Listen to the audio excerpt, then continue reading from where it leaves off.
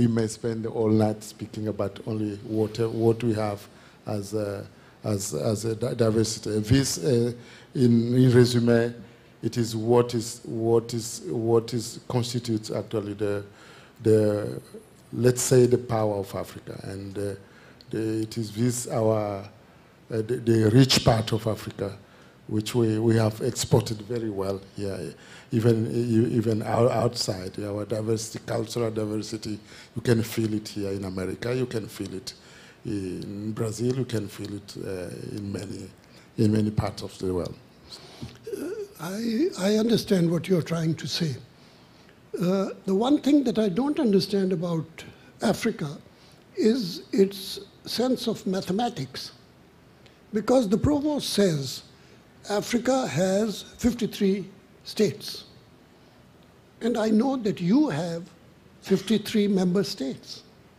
But Morocco is not a member. So you are 53 minus 1. How does that end up as 53 instead of 52? Explain your mathematics to me. Ambassador, I won't go back in deep to why Morocco. People know why Morocco is not part of the African Union, suspended its participation to the African Union due to the conflict of Sahara, in Western Sahara. Even though Morocco has never been far from Africa. If you go to my office today, you attend a meeting of the African group to the United Nations, you will find Morocco inside. So Morocco has never been far from its brothers from Africa. And cooperation between Morocco and the African countries, if you go to Africa, you will feel it almost everywhere. So Morocco, I will not authorize you to take Morocco from Africa, Ambassador. Yeah, so as I understand it, you are 53 African countries minus 1, which is Morocco, that means 52, and then plus 1, which is the Western Sahara, which is not an independent country, but which is a member of the African Union. Am I right? Ambassador, yes. Western Sahara is a member of the African Union. This was as a result of a decision taken back in the 70s under Kojo, I think, as a Secretary General of the OAU at the time. The rule is that once 2/3 of the countries have recognized a candidate to membership, then it is automatically decided as the country becoming a member of the African Union. But I think if we need to educate people on Africa, Ambassador, let's not expose only the difference of Africa, because we have many things in common. Don't explore our difference, Ambassador, for this evening. Let's educate people on what we have in common. And we have many things in common, actually. Okay, let's take one of the things that we have in common. Africa is a great place for going and picking up slaves. It's a great data bank to go and hijack slaves. And you have contributed an enormous number of slaves, not just to the United States, but to the Caribbean and to the whole of Latin America. I want to know, how have you dealt with the memories of slavery in Africa? I know that we've dealt with them with difficulty here in the United States. It took us 100 years to recognize that it was wrong.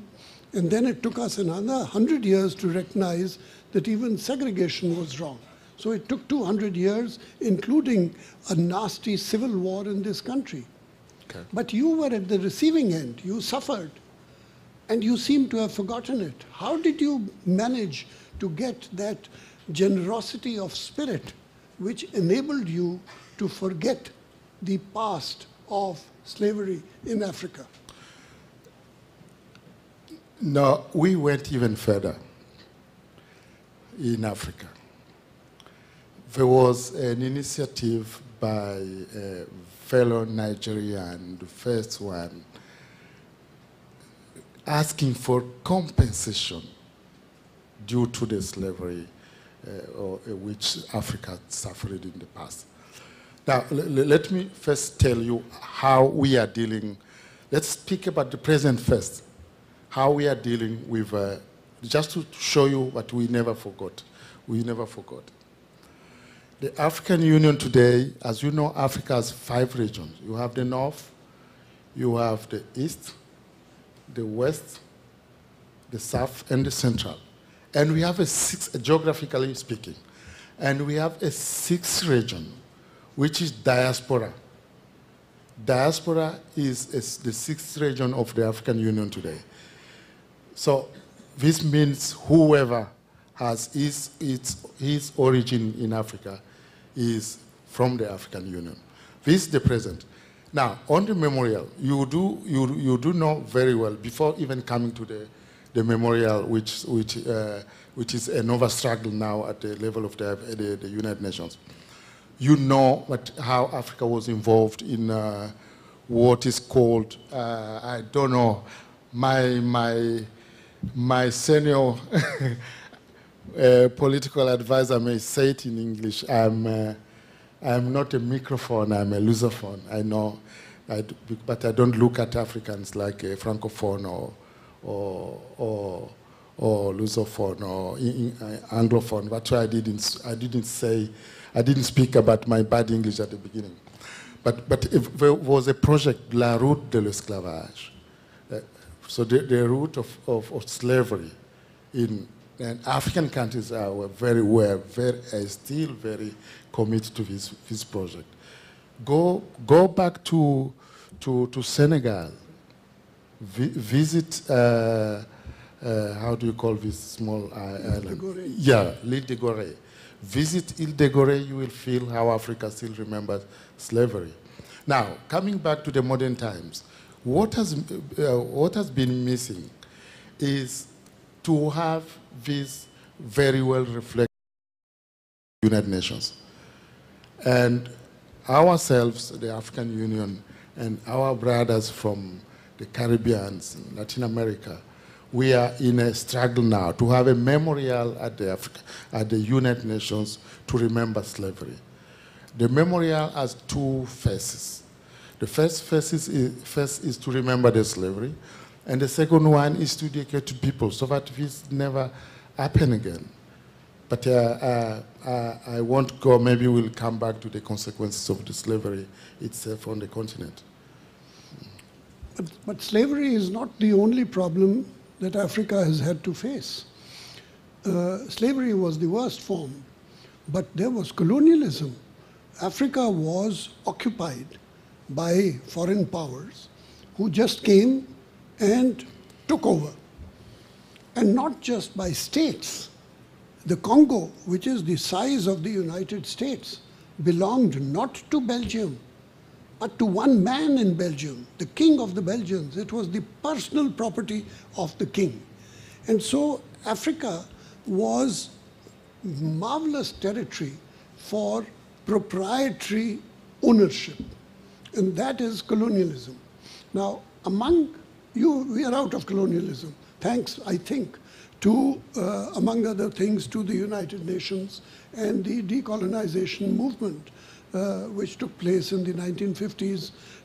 And by 1960, Africa had blossomed into independent countries. But part of the problem of colonialism was that the borders of the states in Africa were all drawn by drunken European heads of state who used to get together, mostly in Berlin in 1888, drink a lot of whiskey. When they were nice and drunk, they would pull out a map and a red pencil and draw lines and say, this is yours, this is mine. So the borders of Africa are the borders drawn by drunken European leaders. How have you dealt with borders which do not coincide either with nature or with ethnicity, but which are